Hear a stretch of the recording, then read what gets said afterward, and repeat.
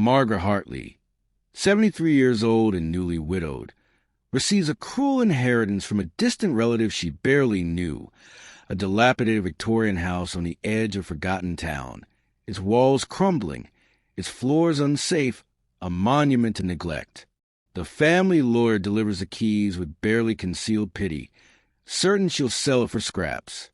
But Margaret, carrying nothing but a worn suitcase and the weight of a life spent invisible, decides to enter.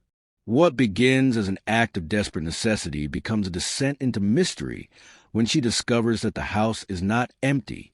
Hidden within its decaying bones are rooms that shouldn't exist, objects that whisper of lives unlived, and a presence that seems to recognize her, not as a stranger, but as someone has been waiting for. As Margaret peels back layers of wallpaper and time itself, she uncovers a secret so profound it rewrites everything she believed about her past, her marriage, and the person she was meant to become. This is not a story about inheriting a house. This is a story about inheriting yourself.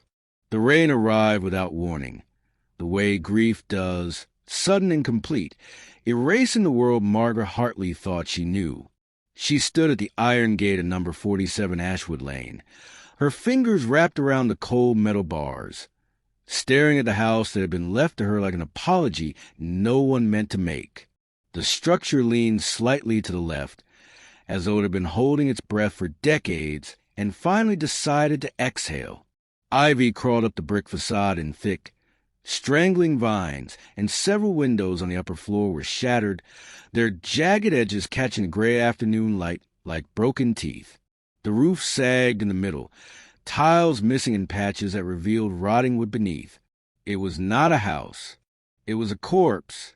Margaret had received a letter 3 weeks after burying Thomas, her husband of 49 years. The envelope had arrived on a Tuesday, unremarkable except for the embossed law firm logo in the corner, and she had opened it with hands that still trembled from the funeral, from the silence that followed, from the unbearable lightness of a life suddenly untethered. "You are the sole beneficiary of the estate of Clarence Hartley," the letter read, though she had never heard the name spoken aloud in her entire life. A second cousin twice removed, the lawyer explained over the phone. Someone from Thomas's side, a man who had died alone in a care facility with no children, no spouse, no one to claim him. And so the house had passed to her, the last living relative, whether she wanted it or not. She had not wanted it, but she had nowhere else to go. The apartment she and Thomas had rented for 30 years was too expensive now on her widow's pension, and their daughter lived across the country, with a family of her own, too busy to take in a grieving mother who moved too slowly and cried at odd hours. Margaret had considered selling the house sight unseen, taking whatever pittance the market would offer for a structure condemned by time. But something stopped her. A whisper, perhaps, a pull she couldn't name. And so she had packed her suitcase, taken the bus to this forgotten corner of the state, and walked through streets she did not recognize until she found herself here, standing at the gate of a house that looked like it might collapse if she breathed too hard. The key was heavy in her palm, iron and old, with a circular bow that felt warm despite the cold rain soaking through her coat. She pushed open the gate, and it screamed on its hinges, a sound that sent crows scattering from the skeletal trees lining the property. The front path was cracked, weeds growing through the fissures, and as she walked toward the door, she felt the ground shift slightly beneath her feet, as though the earth itself was unsure whether to hold her or swallow her whole. The porch steps groaned under her weight, would soft with rot, and she paused at the threshold, one hand on the door frame, her heart beating too fast for comfort. There was a smell, not decay exactly, but something older, something mineral and faintly sweet, like copper and dried flowers. She turned the key in the lock, and the door swung open on its own, revealing darkness, so complete it seemed to hum. Margaret stepped inside, and the house exhaled around her, a long, slow breath that moved the dust in the air like snow. She could barely see. The windows were so filthy they let in almost no light, but she could feel the space, vast and hollow, stretching deeper than seemed possible from the outside. To her left, a staircase rose into shadow, its banister carved with intricate patterns she could only half see. To her right, a doorway framed a room filled with furniture draped in white sheets, ghost shapes frozen mid-movement. And directly ahead, at the end of a long hallway, a door stood slightly ajar, a thin line of golden light spilling through the gap. Margaret had not turned on any lights. There was no electricity. And yet, something inside this house was glowing, warm and patient, as though it had been waiting for her to arrive. She closed the front door behind her, sealing herself in, and took her first step toward the light, unaware that she was walking not into a house, but into the architecture of a life she had never been allowed to live. The days that followed were unlike any Margaret had known, though days felt like the wrong word for what she experienced. Time in the house moved like water, pooling in some places, rushing through others, never quite linear, never quite predictable. She would paint for what felt like hours, only to discover that the light outside had barely shifted, or she would close her eyes for a moment and wait to find the canvas before her completed brushstrokes she did not remember making but recognized as her own. The house breathed around her, its rooms expanding and contracting with her moods, new doors appearing when she needed them, old ones fading when she did not. It was not disorienting. It was liberating. She had found a bedroom on the second floor, though she could not remember climbing the stairs to reach it. The room was small and warm, with a window that looked out over a garden she was certain had not existed when she first arrived. Roses bloomed in wild profusion, their petals heavy and dark, almost black in the fading light, and beyond them a forest stretched into mist, ancient trees with trunks so thick it would take 3 people to encircle them. She had walked in that forest once, early in her time here, and found a clearing where a stone fountain stood, water flowing from the mouth of a carved fox. She drank from it, and the water tasted like memory, sweet and bitter at once, like the past distilled into liquid form. The woman from the journal, the other Margaret, appeared from time to time, though never in the way Margaret expected. Sometimes she was young, vibrant, her hair long and unbound, her laughter echoing through the halls. Other times she was old, older even than Margaret, her face lined with life fully lived, her eyes bright with secrets. They spoke occasionally, but more often they simply existed in parallel. 2 versions of the same person moving through the same space in different streams of time. It should have been strange, but it wasn't. It felt natural, like 2 rivers meeting and realizing they had always been the same water.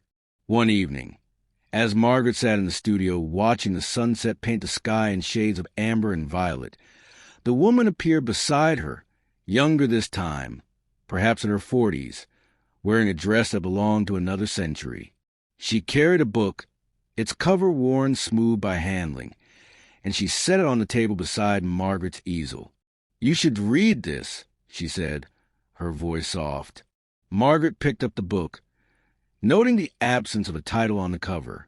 She opened it, and the pages were filled with handwriting, not the journal she had read before, but something else, something more fragmented, more raw.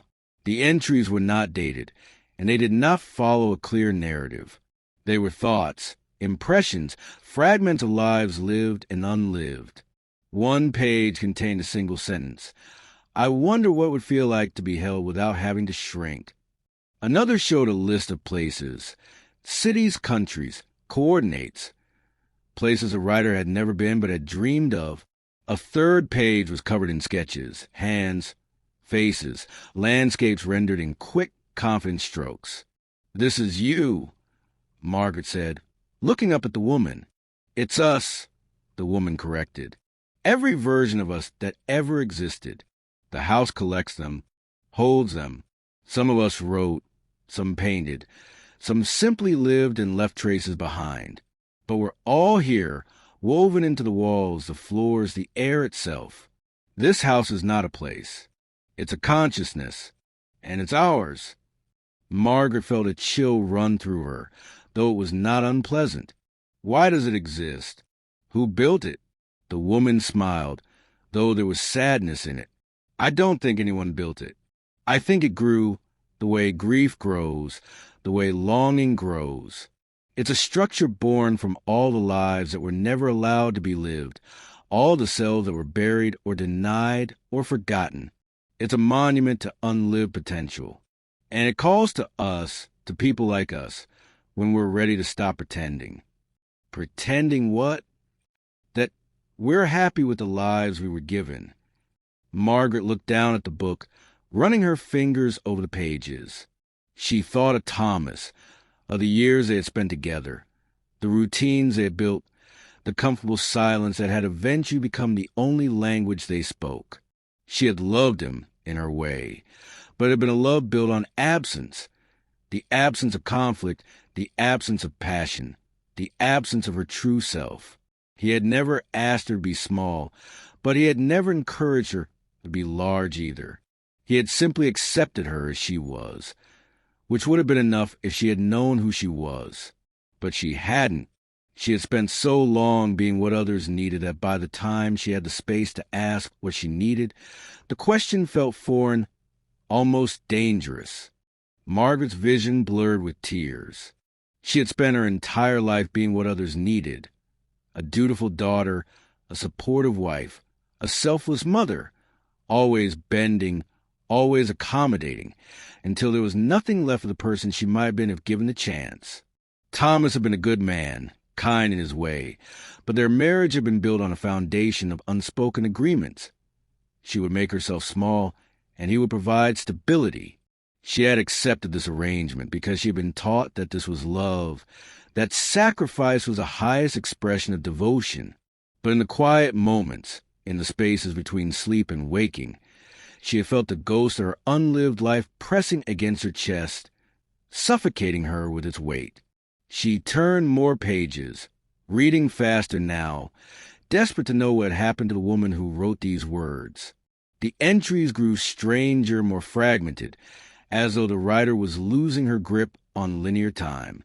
She described seeing herself at different ages walking through the house, herself as a child, herself as an old woman, herself dying, herself being born. She wrote about finding letters addressed to her in handwriting she recognized as her own, though she had never written them.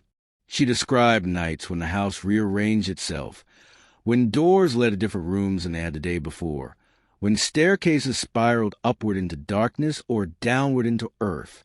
And then, abruptly, the entry stopped. The last page was dated November 3rd, 1897, and contained only a single sentence. I have found a room where all the lost versions of myself are kept, and I am going in. Margaret closed the journal, her hand shaking, and looked around the room with new eyes. The objects on the table, the compass, the locket, the glowing vial, were not random. They were keys, clues, invitations. The house was not simply a structure. It was a repository, a living archive of all the lives that had never been lived, all the choices that had been swallowed by circumstance and expectation. And it had called her here not to punish her, but to offer her something she had never been given, a second chance. She picked up the compass, and the needle stopped spinning. It pointed directly at the far wall, where a seam in the wallpaper suggested the outline of a door she had not noticed before. Margaret walked toward it, her heart pounding, and pressed her palm against the wall. It was warm, almost feverish, and beneath her touch, the wall seemed to pulse, as though it had a heartbeat. She pushed, and the wall gave way, swinging inward to reveal a narrow staircase descending into darkness. The air that rose from below was cold and smelled of earth and rain, and something metallic like blood or iron. She hesitated, every instinct screaming at her to turn back, to leave this house and never return. But she thought of the journal, of the woman who had walked these halls over a century ago, searching for the versions of herself she had been denied. She thought of her own life, the decades spent in service to others, the slow erosion of her identity until she was nothing but an outline, a shadow cast by someone else's light. Margaret took the first step down, and the staircase spiraled beneath her, deeper and deeper, until the light from the room above was just a pinprick in the darkness. The walls were damp, slick with moisture, and she could hear water dripping somewhere below, a rhythmic percussion that echoed through the narrow space. She descended for what felt like hours, though her rational mind knew it could only have been minutes. And finally, she reached the bottom. Before her was another door, this one made of heavy-wood banded with iron, and carved into its surface was a single word: choose. She placed her hand on the door, and it opened without resistance, revealing a room that defied all logic and architecture. It was vast, impossibly so, stretching in all directions as far as she could see, filled with mirrors of every shape and size. Some were tall and narrow, others wide and low, some framed in gold, others in plain wood or tarnished silver. And in each mirror, Margaret saw herself, but not as she was now. She saw herself at 20, radiant and fierce, standing on a stage holding a paintbrush, her first gallery opening banner hanging behind her. She saw herself at 35, gray streaking her hair, leading a classroom of students through a discussion of philosophy. She saw herself at 50, laughing in a cafe in Paris, a woman she did not recognize leaning across the table to kiss her. She saw herself at 60, alone but content, writing in a journal by lamplight, her hands ink-stained and steady. These were not fantasies. They were not daydreams. They were the lives she could have lived, the versions of herself that had been pruned away by fear and duty, and the thousand small compromises that accumulate into a single, narrow existence. And they were all here, preserved in glass, waiting. Margaret walked among the mirrors, her reflection fracturing into infinite possibilities, and she understood. The house was not a punishment. It was a threshold, a place where the boundaries between what was and what could have been dissolved, where the architecture of time itself became fluid. And the woman who had written the journal, she had not disappeared. She had chosen. She had stepped through one of these mirrors into the life she was meant to live, leaving behind the world that had tried to contain her. Margaret stopped in front of a mirror that showed her as she was now, 73 and tired, her face lined with years of grief and service. But in the reflection, her eyes were different. They were sharp, alive, burning with something that looked like hunger or hope or both. The reflection smiled, and Margaret realized with a jolt that it was not mimicking her. It was autonomous, separate, a version of herself that had been waiting for this moment. The reflection reached out, pressing its palm against a glass from the inside, and Margaret, without thinking, raised her own hand to meet it. The moment their palms touched, the glass shattered, not into shards but into light, cascading around her in a shower of silver and gold. The room dissolved, the mirrors evaporating like mist, and Margaret felt herself falling, not down but through layers of time and memory and possibility, through all the lives she had never lived, until she landed, breathless and trembling, in a place she did not recognize but somehow knew. She was standing in a studio, sunlight pouring through tall windows, the smell of oil paint and turpentine thick in the air. Canvases lined the walls, vibrant and alive, and in the center of the room was an easel holding a half-finished painting, a portrait of a woman who looked like her, but wasn't, a woman who had chosen herself over safety, passion over duty. Margaret's hands were covered in paint, and she could feel the weight of a brush in her grip, the muscle memory of creation flooding back as though it had never left. She turned, and standing in the doorway was the woman from the journal, no longer a ghost or a memory, but solid, real, her eyes bright with recognition. "You found it," the woman said, her voice low and warm. "The room where all the lost versions of yourself are kept." "Who are you?" Margaret whispered, though she already knew the answer. "I'm you," the woman said, stepping into the light. Or I will be." Time doesn't work the way you think it does here. This house exists in all moments at once. It holds every choice, every path, every life that branched away from the one you lived. And now you get to decide.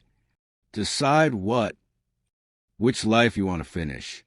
Margaret looked down at her hands, at the paint smear across her palms, and felt something crack open inside her chest, something that had been sealed shut for so long she had forgotten it was there. It was not grief. It was not regret. It was hunger, a desperate, ravenous hunger for the life she had been denied, for the person she had buried beneath layers of expectation and fear. "I can stay?" she asked, her voice breaking. "You can stay," the woman said, "but only if you're willing to let go of the life you thought you were supposed to live." Margaret thought of Thomas, of their daughter, of the small, safe existence she had built and maintained for nearly 50 years. And she realized that she had already let go. The moment she stepped through the gate of this house, the moment she descended the stairs into the dark, she had chosen. Not the life she had lived, but the life she was meant to live. "I'm staying," she said, and the words felt like a vow, like a rebirth. The woman smiled, and then she stepped forward and embraced Margaret, and in that embrace, the two became one. All the fractured pieces of her life, all the cells she had been and could have been, merging into a single, whole person.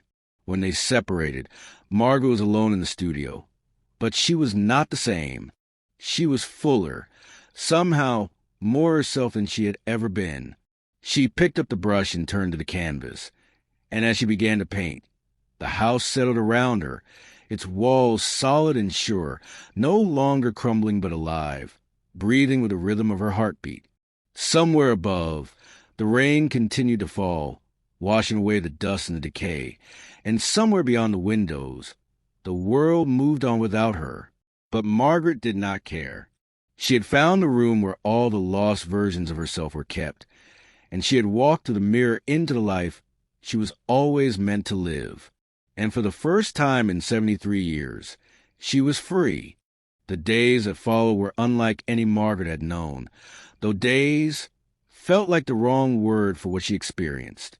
Time in the house moved like water, pooling in some places, rushing through others, never quite linear, never quite predictable. She would paint for what felt like hours, only to discover that the light outside had barely shifted, or she would close her eyes for a moment and wait to find the canvas before her completed brushstrokes she did not remember making but recognized as her own. The house breathed around her, its rooms expanding and contracting with her moods, new doors appearing when she needed them, old ones fading when she did not. It was not disorienting. It was liberating. She had found a bedroom on the second floor, though she could not remember climbing the stairs to reach it. The room was small and warm, with a window that looked out over a garden she was certain had not existed when she first arrived. Roses bloomed in wild profusion, their petals heavy and dark, almost black in the fading light, and beyond them a forest stretched into mist, ancient trees with trunks so thick it would take 3 people to encircle them. She had walked in that forest once, early in her time here, and found a clearing where a stone fountain stood, water flowing from the mouth of a carved fox. She drank from it, and the water tasted like memory, sweet and bitter at once, like the past distilled into liquid form. The woman from the journal, the other Margaret, appeared from time to time, though never in the way Margaret expected. Sometimes she was young, vibrant, her hair long and unbound, her laughter echoing through the halls. Other times she was old, older even than Margaret, her face lined with a life fully lived, her eyes bright with secrets. They spoke occasionally, but more often they simply existed in parallel. 2 versions of the same person moving through the same space in different streams of time. It should have been strange, but it wasn't. It felt natural, like 2 rivers meeting and realizing they had always been the same water.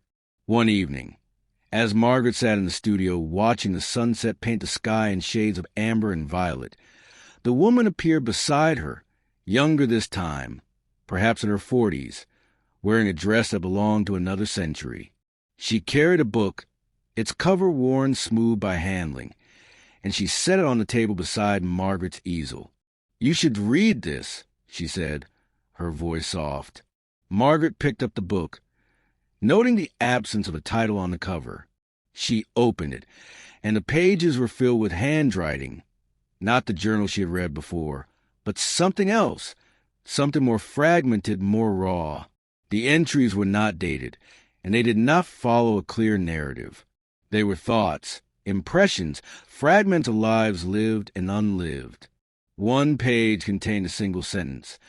"I wonder what it would feel like to be held without having to shrink." Another showed a list of places, cities, countries, coordinates, places a writer had never been but had dreamed of. A third page was covered in sketches, hands, faces, landscapes rendered in quick, confident strokes. "This is you," Margaret said, looking up at the woman. "It's us," the woman corrected. "Every version of us that ever existed. The house collects them, holds them. Some of us wrote, some painted, some simply lived and left traces behind. But we're all here, woven into the walls, the floors, the air itself. This house is not a place.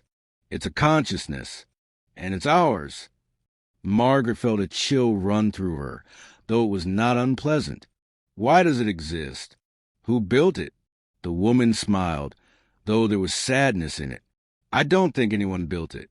I think it grew the way grief grows, the way longing grows. It's a structure born from all the lives that were never allowed to be lived, all the selves that were buried or denied or forgotten. It's a monument to unlived potential. And it calls to us, to people like us, when we're ready to stop pretending." Pretending what? That we're happy with the lives we were given. Margaret looked down at the book, running her fingers over the pages. She thought of Thomas, of the years they had spent together, the routines they had built, the comfortable silence that had eventually become the only language they spoke. She had loved him in her way, but it had been a love built on absence, the absence of conflict, the absence of passion, the absence of her true self. He had never asked her to be small, but he had never encouraged her to be large either. He had simply accepted her as she was, which would have been enough if she had known who she was. But she hadn't. She had spent so long being what others needed that by the time she had the space to ask what she needed, the question felt foreign, almost dangerous. "I don't feel guilty," Margaret said quietly. "I thought I would, but I don't. I left everything behind. My daughter, my life, the person I was supposed to be, and I don't feel guilty." "Why would you?" the woman asked. "You didn't abandon them. You abandoned a lie. There's a difference." Margaret closed the book and set it aside. "What happens now?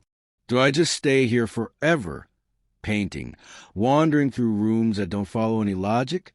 Is that my life now? If you wanted to be..." The woman stood, moving to the window, her silhouette dark against the dying light. "But the house offers more than escape. It offers integration. All the lives you never lived are here, but they're not separate from you. They're not locked behind glass anymore. You can step into them, live them, feel what it would have been like to make different choices. And when you're done, you carry them with you. You become the sum of all your possible selves." "How?" The woman turned, and her eyes were glowing faintly. The same golden light that had drawn Margaret down the hallway on that first day. "You have to go deeper, past the mirrors, past the rooms, down to the foundation. That's where the house keeps its heart. That's where you'll find the choice you have to make." "What choice?" "Whether to become whole or remain fractured." Before Margaret could respond, the woman faded, dissolving into the air like smoke, leaving only the faint scent of lavender behind. Margaret sat alone in the studio, the book on the table beside her, the canvas in front of her half finished. She looked at the painting, a self-portrait, though not of the woman she had been, but of the woman she was becoming. The face was hers, but the eyes were different, filled with something fierce and alive, something that had been dormant for so long it felt new. She stood, setting down her brush, and walked to the door. The hallway beyond was dark, but she could see a faint glow at the far end, the same golden light that had led her to the first room. She followed it, her footsteps echoing on the floorboards, and as she walked, the house shifted around her. Doors appeared and disappeared, walls slid aside to reveal new passages, and the air grew colder, heavier, charged with something electric. She descended another staircase, this one spiraling down into earth, and the walls here were no longer wallpapered but bare stone, damp and ancient, covered in carvings she could not read. At the bottom was a door unlike any she had seen in the house. It was not wood or iron, but something organic, something that pulsed faintly as though alive. The carvings on its surface were not decorative but functional, symbols and glyphs that seemed to shift and rearrange themselves as she watched. And in the center, carved deeper than the rest, was a single word in a language she did not speak, but somehow understood: integrate. Margaret placed both hands on the door, and it opened, the surface yielding beneath her touch like flesh. Beyond was a chamber, circular and vast, its walls lined with shelves that stretched upward into darkness. And on those shelves were objects, thousands of them, millions, perhaps, each one glowing faintly, each one a key to a different life. She saw a wedding ring that was not the one she had worn, a passport stamped with countries she had never visited, a photograph of a child she had never given birth to, a diploma from a university she had never attended. Each object was a door, a threshold, a possibility. In the center of the chamber was a pool, its surface black and still, reflecting nothing. Margaret approached it, drawn by a force she could not name, and looked down into the water. At first, she saw only darkness, but then shapes began to form. Faces, places, moments. She saw herself as a child, standing at the edge of a cliff, deciding whether to jump into the water below. She saw herself as a young woman, holding the hand of a lover who was not Thomas, their fingers intertwined as they walked through a city at night. She saw herself as an old woman, sitting in a theater watching a play she had written, tears streaming down her face as the audience applauded. These were not fantasies. They were lives, real, tangible, lived in some fold of time or possibility. And they were all hers. A voice spoke, not from the pool but from the air itself, resonant and ancient. You have walked among the mirrors. You have seen the selves you could have been. Now you must choose. Will you take one life and make a whole, or will you take all lives and become infinite? Margaret's heart hammered in her chest. She thought of the woman from the journal, who had found this place over a century ago and made her choice. She thought of the book filled with fragments, the lives that had been lived and lost and lived again.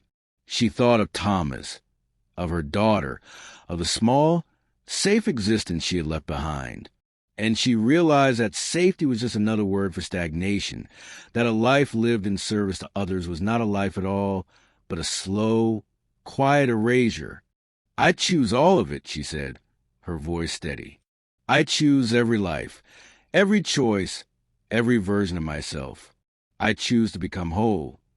The pool erupted with light, and Margaret was pulled down, not into water but into memory, into sensation, into the lived experience of 1,000 different lives. She felt the brush in her hand, the canvas beneath her fingers, the thrill of creation. She felt the weight of a child in her arms, the fierce love that accompanied motherhood. She felt the lips of a lover against her own, the heat and tenderness of intimacy. She felt the ache of loneliness, the joy of solitude, the terror of risk, the exhilaration of freedom. She felt everything at once, and it was overwhelming, unbearable, glorious. And then, slowly, the chaos settled. The lives integrated, merging into a single, coherent whole. She was no longer fractured, no longer divided. She was Margaret Hartley, 73 years old, and she was also every version of herself that had ever existed. She was the painter, the philosopher, the lover, the traveler, the mother, the solitary woman writing by lamplight. She was all of it, and she was none of it. She was simply herself, finally, fully, without apology or compromise. When she opened her eyes, she was standing in the chamber again, the pool still and silent before her. The shells of objects had vanished, the room now empty except for a single door on the far wall, a door that had not been there before. She walked toward it, her body humming with energy, with life, and when she opened it, she found herself back in the studio, the sunlight pouring through the windows, the canvas before her complete. The painting was breathtaking. It was her, but not just her. It was all the versions of her, layered and overlapping, creating a portrait that was both singular and infinite. She stared at it, tears streaming down her face, and she understood. This was not the end. This was the beginning. The house had changed, though Margaret could not pinpoint exactly how. The walls no longer peeled, the floors no longer creaked with the threat of collapse, and the air had lost its stale, forgotten quality. It was as though her integration, the merging of all her possible selves, had healed the structure from the inside out, repairing not just the physical decay but the spiritual rot that had allowed it to crumble in the first place. The house was no longer dying. It was alive, pulsing with the same energy that now coursed through Margaret's veins, a symbiotic relationship between woman and architecture, between self and shelter. She spent her days in the studio, painting with a fervor she had never known. The canvases piled up, each one a window into a different facet of her integrated self. The wild, untamed virgin who had never married, the scholar who had dedicated her life to understanding the mysteries of consciousness, the traveler who had walked through deserts and mountains and cities so vast they swallowed the sky. She painted women who looked like her but weren't, women who existed in the spaces between what was and what could have been. And with each brushstroke, she felt herself becoming more solid, more real, as though the act of creation was anchoring her to this new existence. But the house was not content to let her remain in the studio forever. It called to her, pulling her toward unexplored rooms, toward spaces that had not existed the day before. She would find herself standing in a library filled with books she had never seen, their spines labeled in languages that shifted and changed as she looked at them. Or she would open a door and discover a greenhouse, its glass walls fogged with humidity, filled with plants that bloomed in impossible colors, violets that glowed like embers, roses that sang when the wind passed through them. Each room was a gift, a revelation, a piece of the house's consciousness offered up for her to explore. One afternoon, as she wandered through a corridor she was certain she had never seen before, she found a door that was different from the others. It was small, almost child-size, and it was painted a deep, mournful blue. There was no handle, no lock, just a smooth surface that seemed to absorb light rather than reflect it. Margaret placed her hand on the door, and it opened inward, revealing a narrow staircase that descended into darkness. She hesitated, remembering the other staircases she had descended, the revelations they had led to, and wondered if she was ready for whatever lay at the bottom of this one. But curiosity won, as it always did, and she began to descend. The stairs were steep, the walls pressing close on either side, and the air grew colder with each step. She could hear something below, not the sound of water or wind, but something more deliberate, more human. Breathing. Slow, rhythmic breathing, as though someone were asleep. At the bottom of the stairs was a small, circular room, and in the center of the room was a bed. On the bed, lying beneath a thin white sheet, was a figure. Margaret approached slowly, her heart pounding, and when she reached the bedside, she pulled back the sheet. It was her, but not the her she had become. It was the Margaret she had left behind. The widow, the grieving woman who had arrived at this house with nothing but a suitcase and a life she no longer wanted. This Margaret was pale, her skin almost translucent, her breathing shallow and labored. She looked fragile, breakable, as though a strong wind could shatter her into dust. "What is this?" Margaret whispered, though she already knew. "This is what you left behind," a voice said, and Margaret turned to find a woman from the journal standing in the doorway, her expression somber. "When you chose integration, when you chose to become whole, you had to abandon the part of yourself that was bound to grief and duty and all the things that kept you small. She's still here, sleeping, because you haven't decided what to do with her yet." Margaret looked back at the figure on the bed, at the woman who had spent 50 years shrinking herself to fit into spaces that were never meant for her. She felt a rush of emotions: pity, anger, sorrow, love. This woman had survived. She had endured. She had done the best she could with the tools she had been given. But she had also been a cage, a prison built from expectations and fear, and Margaret had had to break free of her to become who she was now. "What happens if I leave her here?" Margaret asked. "She'll sleep forever," the woman said. "A ghost of who you were, preserved but powerless. She won't suffer, but she won't heal either. She'll just exist in this liminal space, neither alive nor dead. And if I wake her, then you'll have to integrate her too. You'll have to carry her grief, her regret, her exhaustion.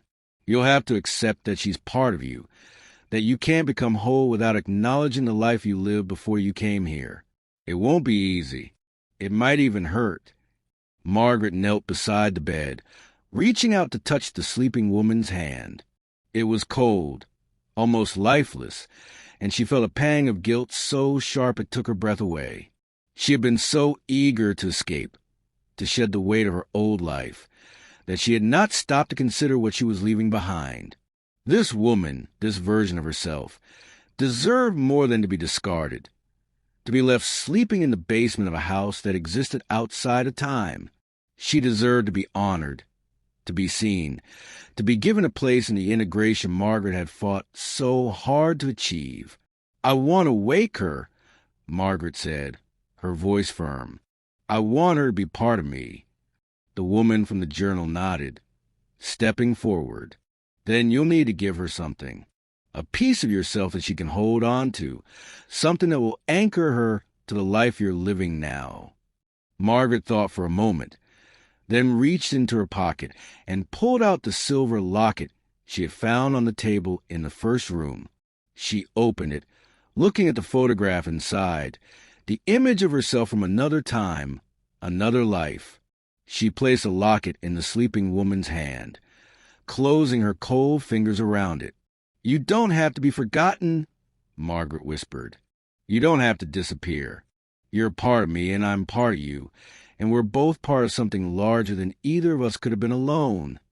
The sleeping woman's eyes opened.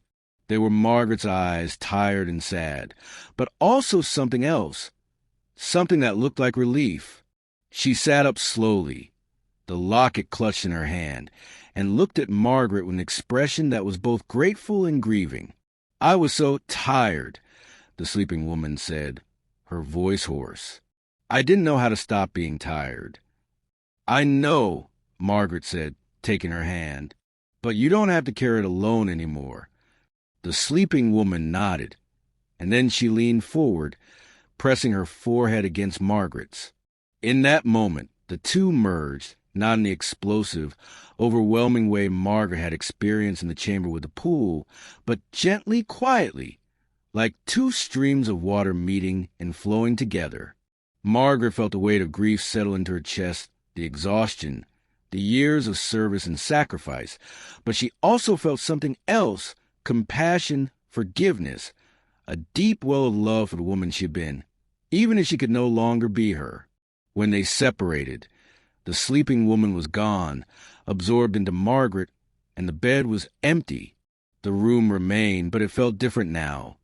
Less like a tomb and more like a memorial, a place to honor what had been without being trapped by it. Margaret stood, her body humming with the new integration, and turned to find the woman from the journal watching her with a soft smile. "You did it," the woman said. "You're whole now. Fully, completely whole. What happens next?" Margaret asked. "That's up to you. The house will hold you for as long as you need it, but eventually you'll have to decide whether to stay or to leave, whether to live in the space outside of time, or to return to the world and carry everything you've learned with you." Margaret thought of the world outside, the rain, the collapsing structures, the systems that demanded smallness and compliance. She thought of her daughter, who had a life of her own, who did not need a mother, who had finally learned how to be herself. She thought of the studio, the paintings, the garden with its black roses and ancient trees, and she realized that she did not want to return. Not yet. Maybe not ever. "I'll stay," she said. "For now, at least. I want to see what else the house has to show me." The woman smiled, and then she faded, dissolving into light, leaving Margaret alone in the small blue room. Margaret climbed the stairs, emerging back into the corridor, and continued her exploration. She found more rooms, a ballroom with a ceiling painted like the night sky, a kitchen where bread baked itself and tea poured from pots that never emptied, a bedroom with walls lined with windows that showed different seasons simultaneously. Each room was a gift, a piece of the infinite possibilities the house contained, and Margaret moved through them with a sense of wonder she had not felt since childhood. She painted, she wrote, she wandered to the garden and the forest beyond. She lived 100 different lives within the span of a single day, and each one felt real, vital, necessary. She was no longer bound by time or expectation, or the limitations of a single, linear existence. She was free, finally, to be all the versions of herself that had been denied, to explore the full spectrum of her humanity without fear or apology. And as she lived, the house grew around her, expanding to accommodate her ever-growing sense of self, its walls breathing with her rhythm, its rooms shifting to reflect her moods. It was not a prison. It was not a tomb. It was a sanctuary, a space where she could be infinite, where she could become everything she had been denied the chance to become in the world outside. And she was happy, truly, deeply happy, in a way she had never been before. The house had given her more than shelter. It had given her herself. Time became something Margaret measured not in days or weeks, but in transformations. She would wake in the morning, if it could be called morning, in a place where light and shadow moved according to no natural law, and find that she had changed overnight, not physically, though sometimes that too, but internally in ways that were harder to quantify. She would discover new skills, new memories, new perspectives that had not been hers the day before, but felt as integral to her identity as her own name. She learned languages she had never studied, played instruments she had never touched, recalled conversations she had never had, but that shaped her understanding of the world nonetheless. The house fed her these experiences, drawing them from the infinite reservoir of her unlived lives, and weaving them into her consciousness with such seamless precision that she could not distinguish between what she had actually experienced and what had been gifted to her by the structure's strange alchemy. She spoke Italian with the fluency of someone who had spent years in Rome, though she had never left the Midwest. She knew the weight and balance of a violin bow, though she had never taken a single lesson. She could recite poetry in languages that did not exist in the world outside, their words resonating with meanings that transcended translation. It should have been disorienting, this constant expansion of self, but it wasn't. It felt natural, like the unfolding of something that had always been compressed within her, waiting for the right conditions to bloom.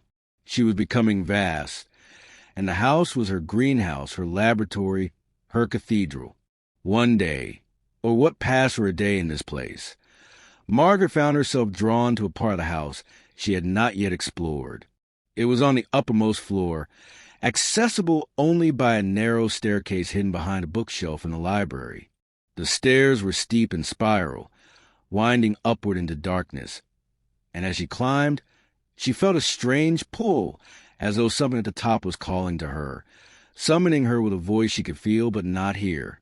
At the top of the stairs was a door made of glass, its surface etched with patterns that seemed to move and shift as she approached. Through the glass, she could see a room bathed in golden light, and in the center of the room was a figure. Margaret pushed the door open and stepped inside. The room was unlike any she had seen in the house. It was not cluttered with objects or draped in shadow. It was empty, almost austere, with white walls and a floor of polished marble. The only furniture was a single chair, and sitting in that chair was a woman Margaret recognized immediately, though she had never seen her before. She was old, far older than Margaret, her hair white and her face lined with the deep grooves of a life fully lived. But her eyes were bright, sharp, alive with intelligence and something else, something that looked like peace. She wore a simple dress, and in her lap was a book, though its pages were blank. "You're me," Margaret said, though it was not a question. "I am," the woman said, her voice clear and strong. "Or rather, I'm what you'll become if you continue down this path. I'm the version of you that stayed in the house, that chose infinity over finitude, that integrated every possible self until there was nothing left to integrate." Margaret approached slowly, studying the woman's face. She looked for regret, for sorrow, for some sign that this path led to loss, but she found none. The woman looked content, complete, as though she had reached the end of a long journey, and was satisfied with the destination. "Are you happy?" Margaret asked. "Happiness is a strange word," the woman said, setting the book aside. "It implies a state, something fixed and unchanging. I'm not happy in the way I was when I first arrived here, when every discovery felt like a revelation. But I'm at peace. I've lived every life I could have lived, explored every possibility, become every version of myself that was ever denied. And now there's nothing left to become. I'm complete. Is that a good thing?" The woman smiled. "That depends on what you value. If you value growth, change, the constant unfolding of new experiences, then no, it's not good. It's an ending. But if you value wholeness, integration, the sense of having exhausted every possibility and emerged intact on the other side, then yes, it's very good. It's the culmination of everything the house offers." Margaret sat on the floor, her back against the wall, and looked up at the woman. "I don't know if I want that. To be complete. It sounds like death." "It's not death," the woman said. "It's transcendence. You stop being a person in the traditional sense, someone defined by their incompleteness, their longing, their unmet desires. You become something else, something whole, something that doesn't need anything, because it already has everything." "But what about the world outside?" Margaret asked. "What about connection, relationship, the messiness of living among other people?" "Those things exist in here too," the woman said. "Or they can if you want them to. The house can create anything, anyone.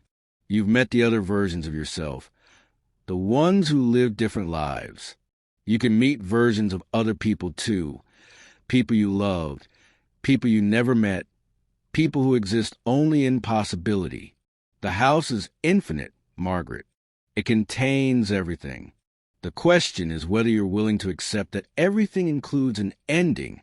Margaret was silent for a long time, turning the woman's words over in her mind. She thought of the studio, the garden, the rooms she had explored, and the ones she had yet to discover. She thought of the paintings she had made, the lives she had integrated, the sense of expansion and freedom she had felt since arriving here. And she thought of the world outside, the one she had left behind, with its rain and its decay and its systems that demanded smallness. "I don't want to go back," Margaret said. But I don't know if I want to become you either. I don't want to reach the end of growth. I want to keep changing, keep discovering, keep becoming. The woman nodded, as though she had expected this answer. Then you'll have to leave the house eventually. Not to return to the life you had before, but to find a new one. The house is a threshold, Margaret, not a destination. It's a place where you can integrate all the parts of yourself. But it's not meant to hold you forever. At some point, you'll have to take what you've learned here and carry it into the world. Use it to build a life that's both whole and open, both complete and unfinished. How will I know when it's time? You'll know. The house will tell you. Or rather, you'll tell yourself. Because by then, you and the house will be the same thing. Margaret looked around the room, at the white walls and the golden light, and she felt a strange sense of calm settle over her. She was not ready to leave. Not yet. There were still rooms to explore, still lives to integrate, still parts of herself that remained hidden, waiting to be discovered. But she understood now that the house was not an escape. It was a preparation, a place where she could gather all the scattered pieces of herself and forge them into something new, something strong enough to withstand the world outside. She stood, nodding to the woman in the chair, and turned to leave. But before she reached the door, the woman spoke again. "Margaret," she said, and when Margaret turned, the woman was smiling, her eyes bright with something that looked like hope. "Don't be afraid of the ending. It's not what you think. It's not death or stagnation or loss. It's just the beginning of something else. Something you can't imagine yet, because you're still becoming. But when you get there, when you reach the place where all the versions of yourself converge, you'll understand. You'll see that completeness is not an ending. It's a doorway." Margaret nodded, though she did not fully understand, and left the room. As she descended the spiral staircase, she felt the house shift around her, its walls expanding to accommodate her continued growth.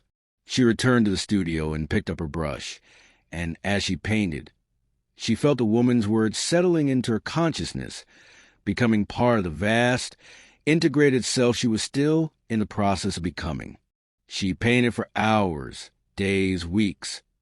Time had no meaning here, and with each canvas, she felt herself growing closer to something, some threshold she could not yet name. The paintings became more abstract, less about depicting what she saw and more about expressing what she felt. The texture of transformation, the weight of integration, the strange, exhilarating terror of becoming infinite. And then one day, she put down her brush and knew. It was time, not to leave, not yet, but to descend one final time, to find the deepest room in the house, the place where all the threads converged, where the final integration awaited. She walked through the hallways, and the house guided her, doors opening before she reached them, staircases appearing where there had been none. She descended past the chamber with the pool, past the room with the mirrors, past the small blue door where she had woken her grieving self. She descended until the walls were no longer wallpaper or stone, but something organic, something that pulsed and breathed, and she realized she was no longer inside a house, but inside something alive, something that had been waiting for her since the moment she first stepped through the gate. At the very bottom was a door that was not a door, but an opening, a wound in the fabric of the house itself, and beyond it was light, not golden, not silver, but white, pure and absolute. Margaret stepped through, and the light consumed her, and in that consumption, she felt herself dissolve and reform, fracturing and integrating simultaneously, becoming every version of herself and none of them, becoming the house itself, becoming the threshold, becoming the choice. When she opened her eyes, she was standing in the entry hall, the same place she had stood on that first day, but everything was different. The house was no longer crumbling. It was pristine, alive, breathing with her rhythm, and she was no longer just Margaret. She was all the Margarets, all the lives, all the possibilities, integrated into a single, infinite being. She walked to the front door and opened it, And beyond the threshold was not the rain-soaked street she had left behind, but something else. A garden, vast and wild, filled with flowers that bloomed in colors she had no names for. And in the distance, she could see figures moving, women who looked like her but weren't, living their own infinite lives in their own infinite houses. Margaret stepped outside, and the house remained behind her, a sanctuary for the next person who needed it, the next woman who was ready to stop pretending, to stop shrinking, to become whole. And as she walked into the garden, she felt the weight of all her lives settling into her bones, and she smiled, because she knew now that completeness was not an ending. It was a beginning, and she was ready. Margaret walked through the garden for what felt like lifetimes, though time had ceased to hold any conventional meaning. Each step carried the weight of 1,000 journeys. Each breath contained multitudes, and the flowers that bloomed around her seemed to respond to her presence, opening their petals as she passed, releasing fragrances that smelled like memory itself. Cinnamon and rain, turpentine and lavender, the sea at dawn and forests after fire. She was no longer moving through space, but through the very fabric of existence. Each footfall a small miracle of integration, of wholeness finally achieved after decades of fragmentation. The figures she had seen in the distance remained there, neither approaching nor receding, women caught in their own infinite becomings, their own journeys through houses that existed in the spaces between what was and what could have been. Margaret understood now that she was not alone in this transformation, that across time and possibility, countless women had found their way to thresholds like these, had made the same impossible choice between the life they were given and the lives they were denied. The house, or houses, for she suspected now that there were many, infinite variations of the same structure, was not unique to her but universal, a pattern woven into the very architecture of female existence, waiting patiently for those brave enough or desperate enough to step through its crumbling gates. She found herself at the edge of a cliff she had not seen before, where the garden ended and the world opened into vastness. Not sky exactly, but something that contained sky, something that held all possibilities simultaneously. Below her, she could see other worlds, other lives, spreading out in fractal patterns that hurt to look at directly, too much beauty and complexity compressed into a single field of vision. She could see herself down there, living in those worlds, teaching in classrooms, painting in studios, dancing in theaters, writing books that would never be published, loving people who would never know her name. All of it real, all of it hers, all of it integrated into the singular being she had become. A voice spoke then, not from outside but from within her own chest, where all the voices of all her cells had merged into a single chorus. "You are ready now," it said, and the words vibrated through her entire body, through the earth beneath her feet, through the air she breathed. You have gathered yourself. You have become whole. The question now is not who you are, but what you will do with this wholeness. Will you remain here, in this space outside of time, or will you return to the world and live as an integrated being within its constraints? Margaret closed her eyes, feeling the wind against her face. Wind that carried no temperature, no direction, wind that was simply movement itself. She thought of her daughter, who had a life of her own now, who did not need a mother, who had finally learned how to exist fully. She thought of Thomas, buried beneath earth that was already forgetting his name, their marriage a closed chapter in a book she no longer felt compelled to reread.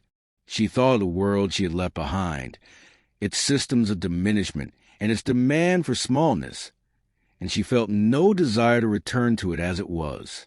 But she also understood that wholeness was not meant to be hoarded, that integration was not an end in itself, but a foundation upon which something new could be built. She had spent her entire life being shaped by the world's expectations, and then she had spent this timeless period in the house being shaped by her own infinite possibilities.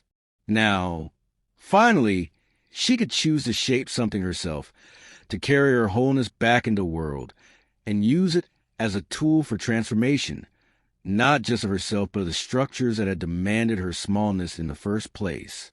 "I will return," Margaret said, her voice steady and sure, "but not to the life I left. I will return to create a new life, one that holds all the versions of myself without requiring me to choose between them. I will return as a whole being, and I will live in a way that makes space for others to become whole too." The voice within her hummed with approval, and the cliff beneath her feet began to shift, to dissolve, and she felt herself being carried not down but through layers of possibility and time, through the membrane that separated the house from the world. She did not fall. She transitioned, moving with intention and grace.